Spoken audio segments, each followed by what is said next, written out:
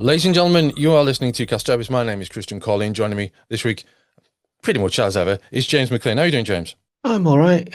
Yourself? I'm okay. We have some slight internet issues this week, so it is an audio-only podcast, unfortunately. So you don't get to look at us emoting and gesticulating and seeing the prototypes of the excellent, the high-scoring videos that James keeps pulling on YouTube. uh, when I share these things, it just Hmm. keeps happening. So we've talked a lot about stuff over the past few weeks relating to Doctor Who and the other show that's coming along, the War Between the Land and the Sea. I think I got it right this time because I've accidentally called it something else recently, and no one knew what I was talking about. And so obviously there are matters arising from these things because we've had a lot of feedback for these, and I wanted to pick a few of them out and talk about them a little further. So, but before we do that, there is there's a question I need to ask James, and that is, will you be watching the War Between the Land and the Sea? Uh, yeah, I think I will be. Will you? I was initially thinking I will probably skip it, but um, I think I may watch it. Yes, I think it will happen. Although I'm not sure if I'll be able to watch it as it's aired. It'll probably be like the next day or a couple of days later or something because I think it coincides something that we're doing. But yeah, I'll be watching it so we can talk about it on the podcast. Cool. That's a good idea. I thought so. Yes. We're still going to have this lag, aren't we? This internet lag all the way through. There's going to be these tiny pauses. Quite possibly, yeah. But we'll just the listener knows what's going on now, so as you just told them. Um, Yes. Yeah, that actually was a pause because I didn't have anything to say rather than a pause due to internet lag. okay, so there was one other thing that I wanted to say. The thing about Tom Baker getting an MBE and dressing like Doctor Who again. I that was like the nicest internet content I'd seen for days when I saw that. Uh, was I think I saw it. Was it images with him with next to the or in the police box? Yeah, with the police box, yeah, and Yeah. there was Daleks and things going on, and then some photos later on. So yeah, It Yeah, it's weird as well, I suppose. I mean, we see this a lot now, which we didn't so much when we were younger, where we get that sort of replication of sort of the past in that way. I mean, I'm thinking like when you get in the 80s, maybe William Shatner doing something about Star Trek and spoofing it, for instance, and it would just be, a bad version of the outfit he'd have been wearing. It wouldn't yeah, yeah, look. But now you have almost like a replica of the kind of prop that he'd have been using as a police box, the clothes as well. And yet you've got this weird thing of seeing uh, this very dignified older man compared to the sort of very, zany, energetic Tom Baker of old, and your brain's kind of reconciling the two. So it's a weird thing to see. it is a bit. Yeah, the Shatner thing, though. I mean, did that start with? I'm going off on a complete tangent here. That wonderful moment in Airplane Two. Is that where Shatner started kind of doing that sort of Spoofing thing? himself. Yeah, Yeah, I think it probably is. And he did it again in Free Enterprise in the 90s, where he sort of plays a sort of boring version of William Shatner. Um, right. have you seen that? It's I it's an haven't indie seen that film. now. Right. It's Okay. based on it's based sort of semi-autobiographical so far. Well, certainly the experiences the two creators were budding filmmakers in Hollywood, and they have a story where one of them, who I think is, I can't remember if it's the one who's played by what's the name of the actor from Will and Grace. Anyway, he sort of has an imaginary Captain Kirk who guides him through school as a sort of like a totem to sort of give him courage.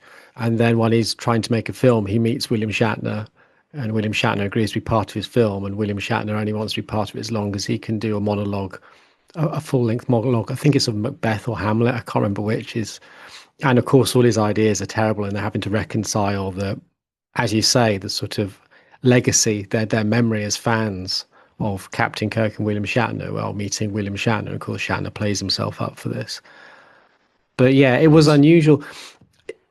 I would love actually to do a podcast. I don't think we have done on Star Trek Two: The Wrath of Khan, because I think that is such a landmark film in terms of thinking about where the sort of, not the industry per se, but where film story writing started to acknowledge its own canon as being legitimate Mm. and something that can continue rather than it being set in one space. So, Star Trek was part of the world of syndication, where every episode had to sort of kind of stand alone because they could then be Yeah. shown in any order.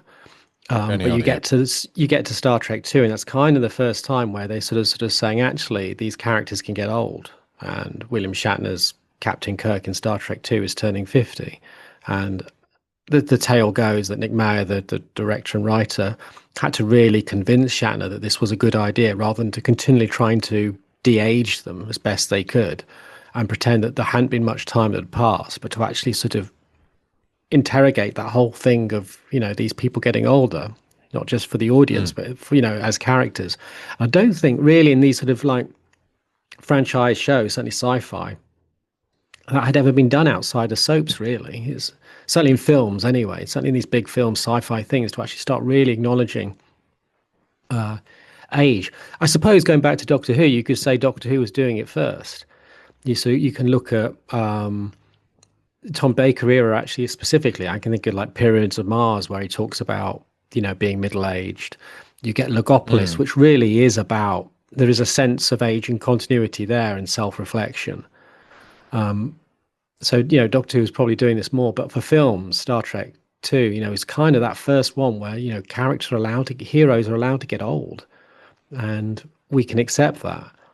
And I think it's a really interesting turning point. It's a fascinating film. I still think it's one of the greatest science fiction films ever made, regardless of whether you like Star Trek or not. It's just a beautifully written film. So we should probably do a Yeah, it's a good movie. podcast on that. Yeah. Yeah. See, there's Okay. no worries Agreed. about gaps in our conversation if I don't let you speak. That's the Oh, secret. yeah. It's the So secret let's of our long-term partnership. it is. Yeah. I always let other people talk. Yeah. Anyway, so let's just dive in. Now there's as I said, we've for a while we've had videos going on YouTube. Our conversation a couple of weeks ago about Ncuti Gatwa's legacy is the one that's attracted the most conversation, perhaps inevitably, I suppose.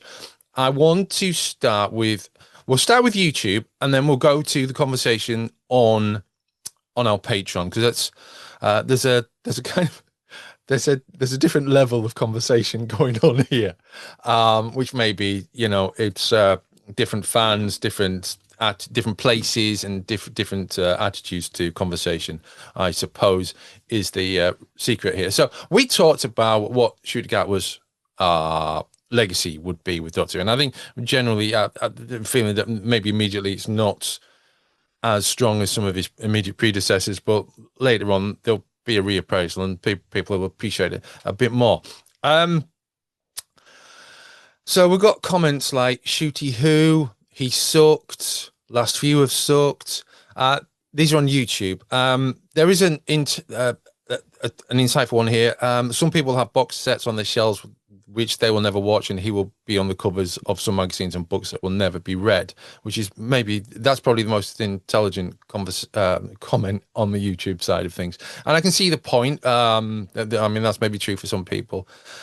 You've got another one that says 100% didn't deliver. The fact his daughter was constantly crying, emotional wreck. Some of the off-screen comments that he made as well. But wasn't that the same? That was the same sort of things which was said about Tennant at the back end of his era. People were saying he was too emotional. People were calling him the emo doctor. And it's interesting how his legacy now is seen as like sort of almost like the pinnacle of New Who. Yeah.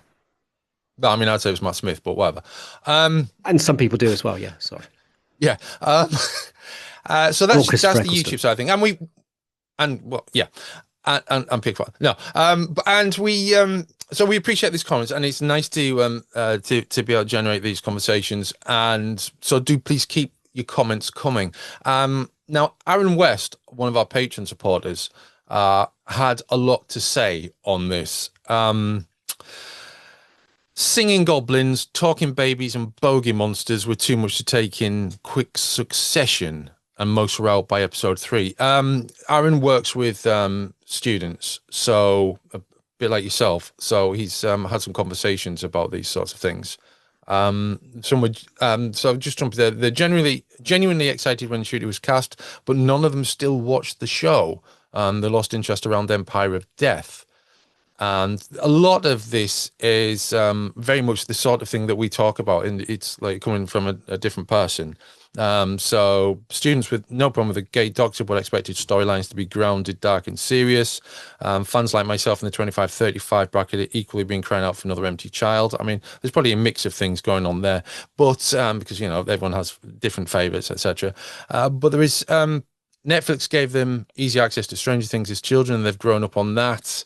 So this is pretty much reflecting the things that we've been saying over quite some time now.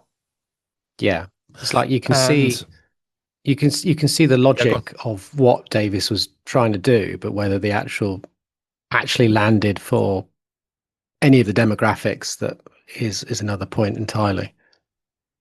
Yeah, there was I think I observed. We observed this with the 60th anniversary, and again, I seem to recall observing it with the Robot Revolution. It's very heavy and heavier than with Davies' earlier tenure. Comic book feel to a lot of the stuff, which I think maybe another comment Aaron says is, I think quirky, silly Doctor Who has lost the room, and a lot of Davies stuff, certainly stuff that Davies writes, does fall into quirky and silly at times, whether it's an entire story or whether it's like a key scene or whatever. Yeah. And this is the thing. I was talking to someone about this. Who was it? A member of my family, I think, about or it might even been, it was me talking to the listener last week when I was hosting solo. Is this, I have this kind of notion that Doctor Who is, or maybe it's you as well, isn't really the thing that the fans expect the BBC to support Doctor in a particular way, and it doesn't get that. And it was that conversation we had about that, the universe, and it being like a missed opportunity, etc., etc. And increasingly it feels like the BBC doesn't really know what Doctor Who is. And this is something that we've always had, but it feels like post Moffat, say, it's really increasingly a TV show that they've got that does a thing, but they don't really understand what it is. And if they ask, the opportunity to like expand that, which was right there, it was in their face, it's perfect opportunity to spread the wings.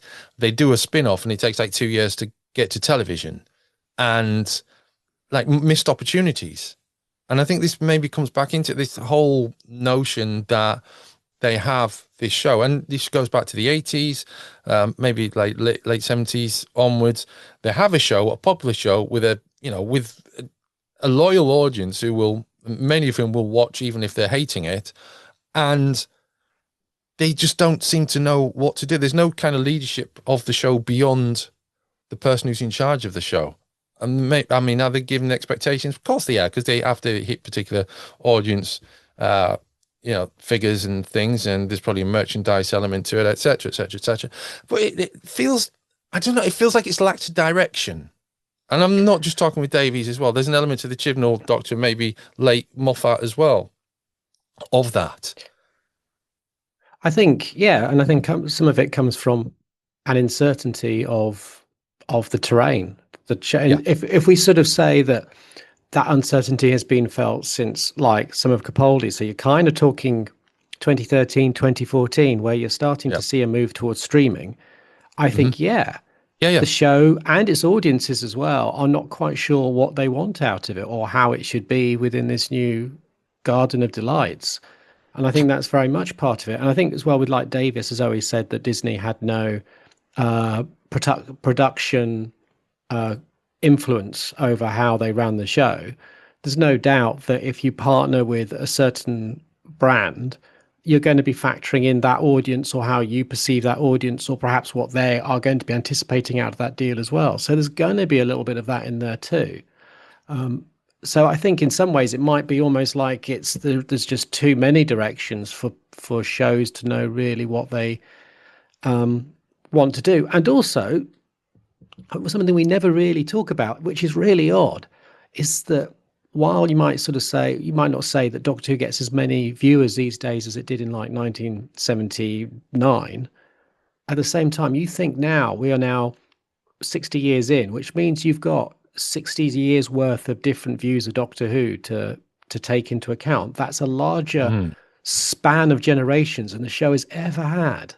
So now Yeah. you're competing with not just the sort of assumptions of Gen X in 2005 and boomers and very young millennials. You're now looking at millennials who grew up with Doctor Who, but Gen Z who grew up with Doctor Who all have their perceptions of their memories of it when they grew up to interrogate this new one. So you've got multiple generations now, more generations in a Yeah. way.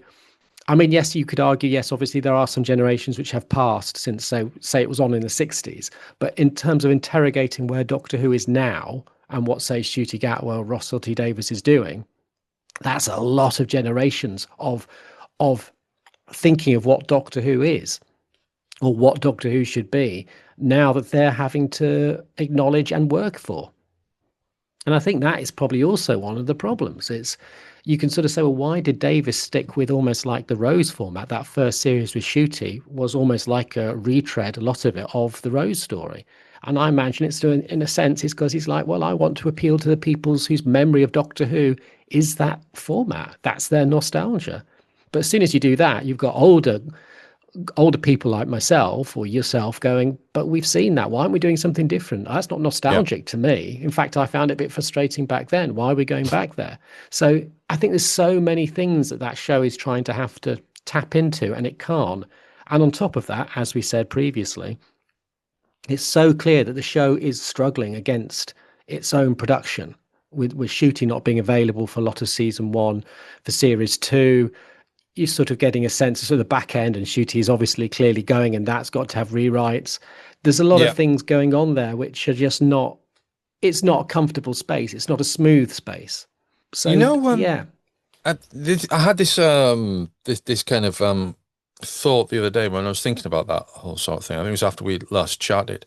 There's this period, and I think it still happens, but there was this period particularly sort of like 10, 15 years ago, where rock bands would record, or not just rock bands, other acts as well, but they would record an album, but they wouldn't be together. So you'd have some of the group laying down tracks in Los Angeles, and then the vocalist recording his bit in Spain or whatever. And everything's timed perfectly.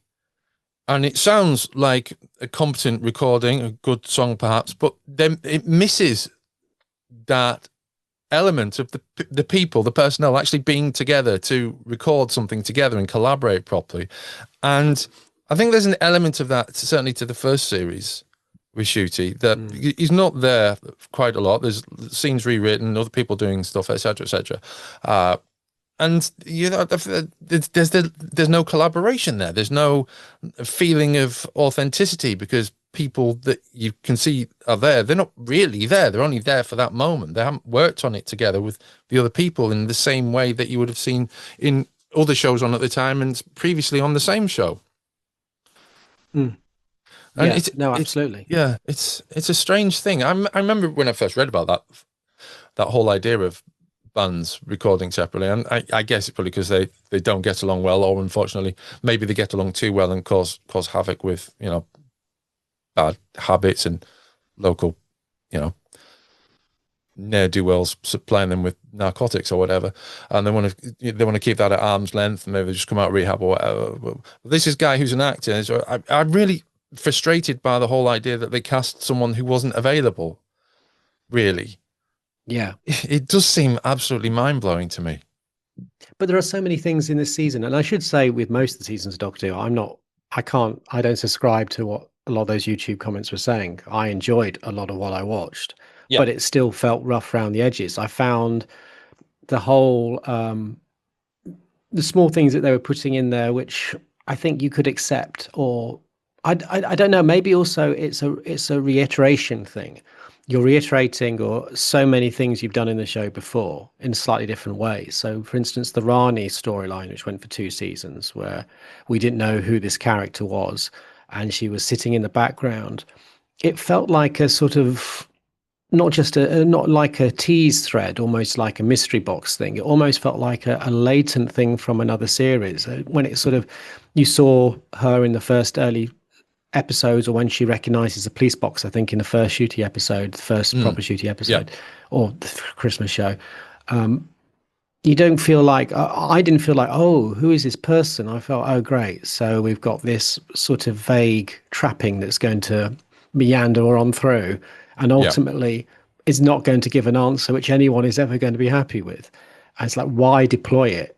And, Yeah. it should pop up now and again. And it just felt, I don't know, everything just felt a little cluttered and a little messy. And I think part of that is also, as soon as you start seeing the episode orders get tighter too, that also causes a problem that you're having the same things you've seen done before, but with less space, even less space to breathe than it had before. And I think that becomes a problem too. So I think I think the problem is there are loads of ways that you can slap down this series, as we're seeing in YouTube comments. And again, that's a new thing too, to some degree. I mean, not for New Who, but to be able to vocalize your disdain, and then that disdain kind of spread and become almost like a norm. I got Paramount Plus for a little bit, and I was Oh, me watching too. the Section 31 spin-off, the Star Trek spin-off, which came out earlier this year and was Mm. absolutely hammered by audiences and critics, to a Is this point the where animated one? no, it All right. was it's basically a spin-off which is set not within the usual Starfleety space, but with a set of essentially rogues on a Black Ops, Okay. and it's around them, and it was absolutely hammered by, as I say, not just the audiences but also critics, and I think on IMDb it's got like a 3.8 rating.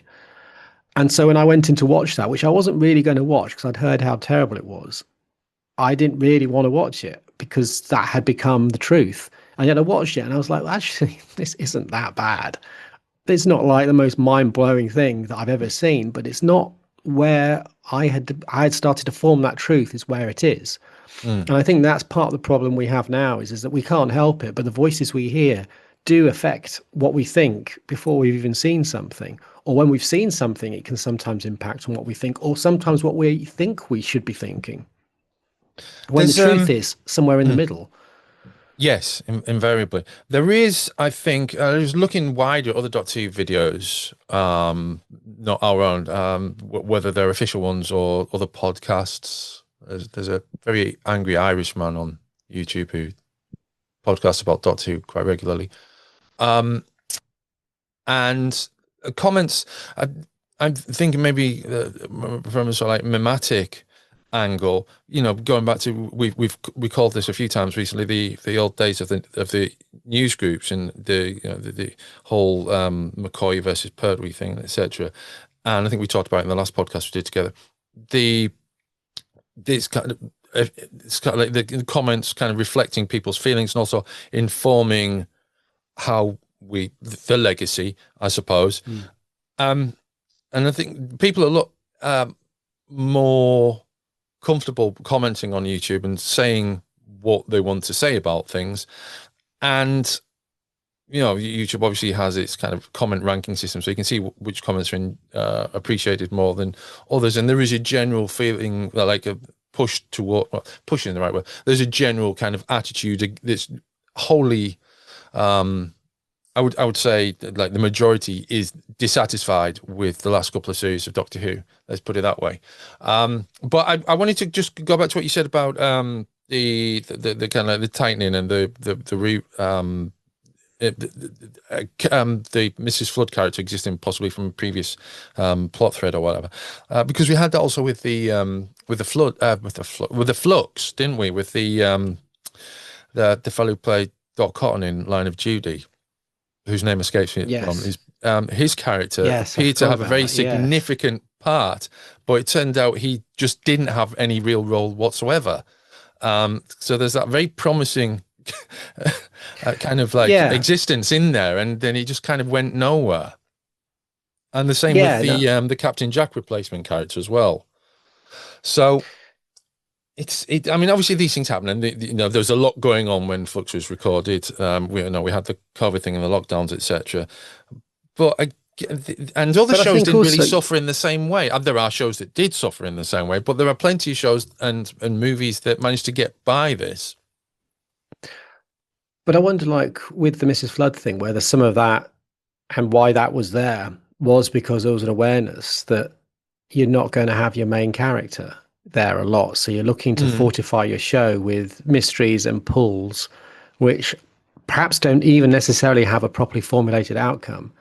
Because I never really felt when you discover who Flood is, that it really felt a satisfying resolution to what you'd already seen. The pathway of Mrs. Flood didn't really feel like anything to do with the Rani. Didn't really feel like it had any massive. It had a convoluted logic to why she was everywhere, Yeah, but it didn't feel like it was a necessary pathway to that outcome. So that outcome felt a bit left field from that pathway. So again, it felt uncomfortably messy, and it sounds like there's a lot with the way Davis worked with this is inspirational, or I wouldn't say impulsive, but taking advantage of opportunities. So for instance, getting Susan back feels like an opportunity rather than something that was perhaps something which was in his head at the very beginning. I could be wrong. I think also going back to the things like YouTube, we've also got to always remember that the people who you never hear on YouTube are the people who are content because they've got no reason to post. They've got no reason to actually go and look for these things to like or dislike. So they're not going to be the ardent fans who feel a need to actually put their opinion either way, whether they loved it or not. Because let's face it, when there is a story which goes down well, there's a lot of positive things you'll see on a YouTube thing. Quite often, it's almost sometimes with some factions of fans, I think it's I don't know whether it's conscious or not, but I think it's almost like a gambit as an overall strategy that if you can prove that one episode is really good and you really liked it, it gives you a better battleground to say the rest of the show is rubbish and this is what it should be like. And you see that happen quite a lot. And there's almost like a sort of, I've been saying how terrible this is, but this is a really good example. So therefore the rest, it almost gives a credibility to that. I'm not just slamming everything. This is what it should be. And I always find that a little frustrating. So I think it's a hard space to actually work out how things have gone down well. And I suppose part of my issue with it is, like I said, I feel I'm a fairly intelligent person. I feel I'm someone who's followed the show. I don't feel like I'm someone who will say I liked something for the sake of it. And yet a lot of his episodes I did enjoy. I found them quite refreshing in their own weird way. So on that basis, I can't sort of subscribe to say this was as terrible as I'm told I am by people in the comment section, because I legitimately see some value in there. I wouldn't say everything was perfect. And as we're talking about now, I think it was a messy 2-season run in a lot of ways, far more messy than what we saw in season 1 or season 2 of Davis's first run, which equally had its share of issues and uncertainties. But this goes back to what you were saying before. There was a sort of sense maybe that Davis wasn't quite, or the production wasn't quite as alone, or wasn't quite as adrift in such a saturated and confusing market as it was back then. I mean, no one knew whether Doctor Who would work back in 2005, but it just had to stand out against 4 other channels that were running. No, it just had to stand out against 4 other programs. That's really the answer here. In 2005, it had to shine against 4 other programs running at the same time. Now it's got to run against a saturation of channels and programs running at any time. And people are like, why is this not as good as it was? Probably because, one of the axioms of media of the media industries is that, and we've talked about this before, is it's a risky business. There's a scholar called David Hesmontalsh, who I like the way he's always put it, has always said, the problem with the market, and others have said it's not just him, but he said it well. The problem with the market is that it's front loaded with costs, and yet the back end is actually fairly cheap. It's expensive to build a car, but it's not expensive to distribute a DVD or to put something on television as it is to actually make it. So all your costs are up front a long time before you're going to air, whether it's a film or a television show, especially for films. But you don't know what the market's going to be like at that point, whether it's going to have turned. You don't know what the tastes are. You can't even guarantee your own fan base is going to like it. So the people, the shows and films that do well are people who are just kind of good, I guess, at just figuring out what's going to work within that period and nailing it. But it's a really hard job, and now we're in a situation where it's even harder, far harder to work out what people want, especially when there's multiple people, multiple voices shouting, and you've got to sometimes go with your gut. And I think Davis's approach is to say, this is what I would want, and that is what I'm going to make, with a certain, not just that, but I think he goes a lot with him as a consumer. So the sort of very sort of LGBT approach to it, pushing the social boundaries a bit. Those are things which I think interest him, so they go into the show. But it's a hard predictor, isn't it? And I kind of feel for the Ncuti era. It's a mess, but there was a lot of fresh stuff since, and different to the Chibnall era. It'll be interesting to see whether the Chibnall era will now get a more of a golden era if people are so frustrated with the Davis era that it kind of bumps up what they didn't like before. I mean, I wouldn't be surprised if that happened.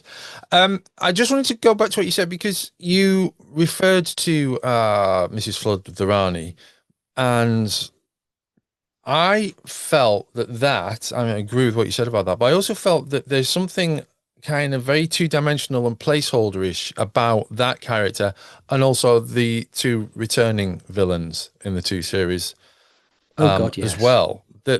And that just feels again, missed opportunities, but it also feels like it's not doing a service to those characters. It's letting people down, because it's letting classic fans down because they're not delivering the same things. It makes them the whole whatever's going on with Sutek and the Time War, that's a thing, whether it's a reset, whatever, I don't know. And if that was the explanation, but also it's also letting down new fans, because it's not giving them a proper opportunity to appreciate those characters either, because they're not really there for very long either. It all just feels a bit of a hodgepodge. I mean, there's a nice moment in It's Empires of Death, isn't it, where you get a little bit of Flood reacting to everyone being turned to dust, and her inability to do anything about that at that point. I think that's kind of what you needed more of. If you're going to do that, you need to make Flood someone far more integrated, rather than someone who kind of just appears occasionally in an episode in a sort of almost like about as essentially she's a bad wolf sign. In 2005, an episode would end and you'd see bad wolf written somewhere, and she's kind of reduced to being, as you say, as flat as that, and it's just not satisfying. It's a funny. I'd love to have a frank conversation with Davis over this. I'd love to know whether he actually found it harder than he anticipated working back in the show, whether the actual shifts in the way that the world works and how the BBC works and how the market is actually made it far more difficult to him than perhaps he anticipated it would be. I mean, I think he did some brilliant things. I mean, I think if it's true, and because of Ncuti's inavailability turning to Tennant, that's a real left field way of approaching, and that was great. That disrupted everything. It was fun. I kind of thought that Bioregeneration was a fun shift. I know a lot of people hated it, but you've got to keep trying to do something new with this show. Otherwise, it will start to get stale. I think, again, bringing Susan in, and unfortunately that didn't pay off by the sounds of it due to the massive problems with Ncuti leaving. The Tales of the TARDIS, I think that was a great, doing the coloured Doctor Who episodes. I think Yeah. that was a great move. I know a lot of people don't like them because they don't just color, they interfere. And I do get that. I do appreciate that being a frustration. But in terms of looking at almost regenerating what the show can do, the roots are there, but they just don't flourish. And I think that's the sad thing. And I wonder, as you going again back to what you were saying, is that a little bit because he's kind of left on his own? He's an island working with the BBC, working with Bad Wolf, working with Disney, and he just doesn't have the architecture to do what he wants to do. Because really, you kind of felt like there should have been like a continual growth in old Doctor Who's, the older ones being revamped to give them a legacy. Yeah. You feel like there should have been more pushed into, the Tales of the TARDIS. Great idea, is there anything to do more than that? There just is a sort of the sense of binding the two classic and the new ones together felt like a real project, which was only partially handled. Yeah. And wrong choices of spin-offs as well, maybe. Well, we'll see. I mean, it might be a brilliant story. But it does, as we've said before, it does feel like an odd choice for Doctor Who. Returning to the music allegory earlier, it's almost a difficult second album, isn't it?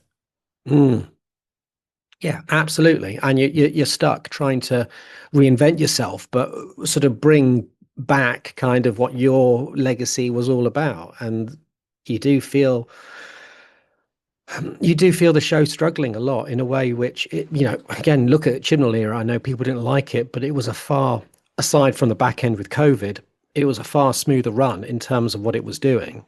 Yeah.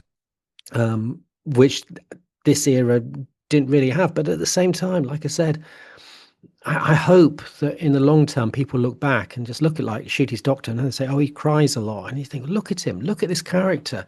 He is the first Doctor in so long, which really feels like his own embodiment rather than being thrust scripted lines to remind us of Tom Baker. This feels like and that's, the passion in the character as well. There's some real, really beautiful things happening there, which maybe is lost in the frustration, or, of the outcomes of this series.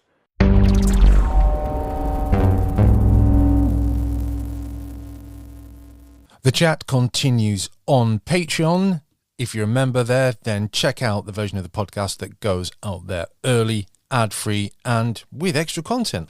For everyone else, it's the end of the podcast.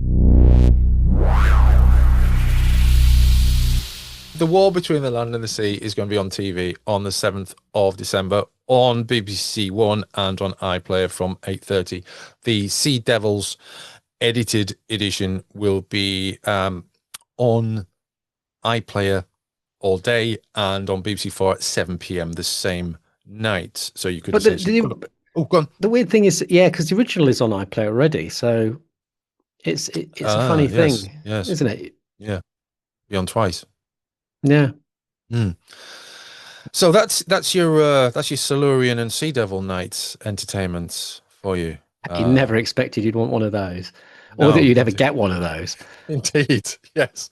Yeah, definitely that one. So obviously we welcome your comments. So we're very interested to hear a bit more from you, and if you've any thoughts about what we were talking about, particularly about Durrani and the Sutek. I'm just going to call it the Sutek and the Omega. And if you're looking forward to the Sea Devil thing or not, do let us know either in the comments of where you are experiencing this, or get in touch, podcaststerberus@gmail.com on the email, or through the Patreon, or any of the, just, you know how to do it. We'll be back next time, but before I do that, if you're listening to this on Apple Podcasts, please leave us a review so we can extend our reach and find more listeners. Until next time, it's goodbye from us.